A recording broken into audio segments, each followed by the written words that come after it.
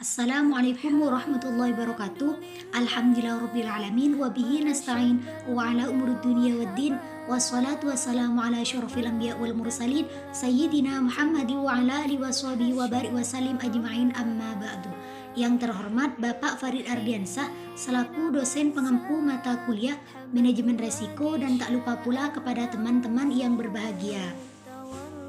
Di sini kami kelompok 9 akan mempresentasikan materi tentang konsolidasi. Untuk penjelasan lebih detailnya akan dijelaskan oleh pemateri. Jangan di skip ya, selamat menyaksikan. Assalamualaikum warahmatullahi wabarakatuh. Di sini saya Maratu Solihan yang terakhir 137 akan menjelaskan tentang manajemen resiko konsolidasi. Konsolidasi merupakan penggabungan atau menyatukan dua usaha atau lebih dengan mendirikan usaha baru atau membubarkan usaha lama tanpa melikuidasinya lebih dahulu. Selanjutnya, definisi konsolidasi menurut para ahli. Yang pertama, menurut Rohman Nurbawa menyatakan bahwa konsolidasi merupakan dua buah perusahaan yang bubar demi hukum dan sebagai gantinya didirikan suatu perusahaan baru yang secara finansial mengambil alih aset yang dimiliki dua perusahaan yang bubar tersebut. Yang kedua, menurut Peraturan Pemerintah Nomor 28 Tahun 1999 menyatakan bahwa konsolidasi merupakan penggabungan dari dua buah bank atau lebih dengan secara mendirikan bank baru dan membubarkan bank lama tanpa melikuidasinya terlebih dahulu. Yang ketiga, menurut Kamus Besar Bahasa Indonesia, pendefinisian konsolidasi adalah meleburnya dua perusahaan atau lebih menjadi perusahaan dengan visi yang sama. Yang terakhir, menurut Rudi Prasetya, mendefinisikan konsolidasi adalah dua PT atau lebih yang menggabungkan diri menjadi satu PT. Semua PT yang pernah berdiri bubar dan meleburkan diri menjadi satu PT. Selanjutnya, tujuan konsolidasi yang pertama meningkatkan efisiensi karena dengan melakukan peleburan dua perusahaan akan bergabung menjadi satu. Jadi, proses kinerja hanya berasal dari satu sumber yang di sana akan lebih efektif daripada dijalankan oleh dua perusahaan berbeda dengan satu tujuan. Yang kedua, mengurangi tingkat resiko persaingan. Dengan adanya kegiatan ini, jumlah pesaing yang terjun ke dalam pasar akan berkurang. Secara otomatis akan mengurangi resiko persaingan dan akan meningkatkan profit yang didapatkan oleh perusahaan. Yang ketiga, memberikan jaminan pasokan, penjualan, dan distribusi. Jaminan yang dimaksud adalah perusahaan konsolidasi tidak perlu khawatir akan kehabisan stok baik barang maupun pihak untuk proses produksi hingga penjualan. Karena sebelum berkonsolidasi pastinya setelah memiliki pemasok, konsumen tetap hingga distribusinya masing-masing, sehingga setelah bergabung tentu akan lebih terjamin kinerja perusahaannya. Yang terakhir, diversifikasi produk atau jasa. Dengan adanya peleburan, produk dan jasa yang dihasilkan perusahaan akan mudah terdiversifikasikan karena masing perusahaan akan memiliki ciri khasnya dan sudah memiliki pangsa pasarnya tersendiri. Mungkin itu yang bisa saya sampaikan, kurang lebihnya mohon maaf. Assalamualaikum warahmatullahi wabarakatuh. Saya Diana Fitrian yang terakhir 185. Di sini saya akan melanjutkan presentasi dari pemateri yang pertama. Di sini saya akan menjelaskan mengenai ciri-ciri konsolidasi. Konsolidasi mempunyai beberapa ciri-ciri atau karakteristik tertentu yang membedakannya dengan proses peleburan atau penggabungan dari perusahaan lain. Langsung saja ciri-ciri yang pertama, yakni yang pertama, setiap perusahaan lama yang akan ditiadakan itu akan dibubarkan tanpa melalui proses likuidasi. Yang kedua, terjadi peleburan atau penggabungan antara dua perusahaan atau lebih dengan membentuk sebuah perusahaan baru.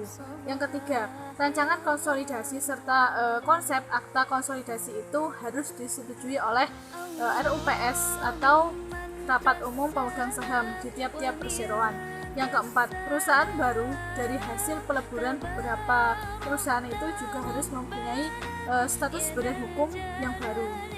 Yang kelima, sebuah konsep akta konsolidasi yang sudah atau telah disetujui oleh RUPS itu akan dituangkan ke dalam akta konsolidasi yang dibuat di hadapan notaris. Yang keenam, semua harta serta hutang perusahaan yang digabungkan itu secara otomatis akan beralih kepada perusahaan yang baru. Yang ketujuh, perusahaan baru dari adanya konsolidasi ini akan memiliki status badan hukum pada tanggal diterbitkannya keputusan dari Menkumham mengenai tentang suatu perusahaan yang meleburkan diri tanpa proses likuidasi. Selanjutnya yakni contoh perusahaan konsolidasi. Ada beberapa contoh perusahaan di Indonesia yang merupakan hasil dari konsolidasi. Yang pertama yakni Smartfren adalah hasil dari konsolidasi dari PT Mobile 8 Telekom Tbk dengan PT Smart Telekom atau Smart.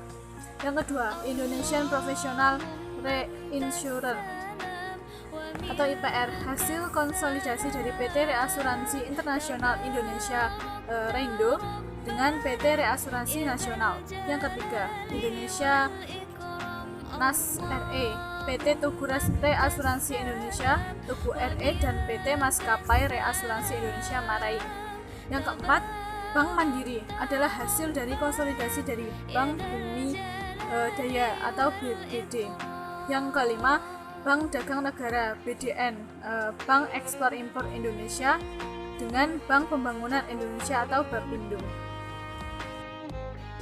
Assalamualaikum warahmatullahi wabarakatuh. Perkenalkan, nama saya Nurul Jannah, NIM terakhir 016. Di sini saya melanjutkan penjelasan dari pemateri sebelumnya. Saya akan menjelaskan tentang alasan perusahaan melakukan konsolidasi dan tata cara konsolidasi. Setiap perusahaan yang melakukan konsolidasi sudah pasti mempunyai tujuan tertentu dan alasan tertentu yang hendak dicapainya. Demikian pula jenis penggabungan usaha yang akan dipilih juga dilakukan dengan berbagai macam pertimbangan.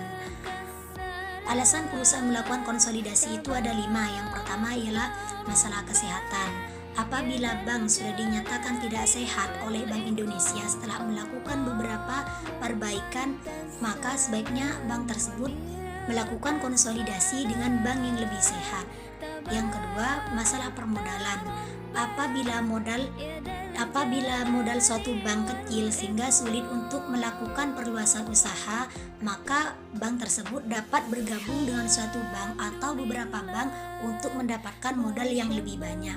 Yang ketiga, masalah manajemen bank yang kurang baik dan kurang profesional sehingga perusahaan mengalami kerugian dan sulit mengembangkan usahanya, maka sebaiknya bank tersebut melakukan konsolidasi yang lebih profesional, dengan bank yang lebih profesional dalam kualitas manajemennya.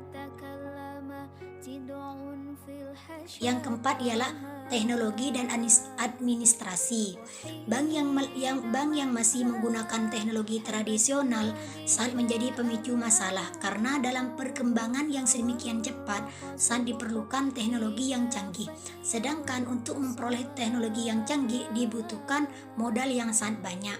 Maka jalan keluarnya ialah bank tersebut melakukan konsolidasi dengan bank yang mempunyai teknologi yang lebih canggih. Yang kelima ialah ingin menguasai pasar.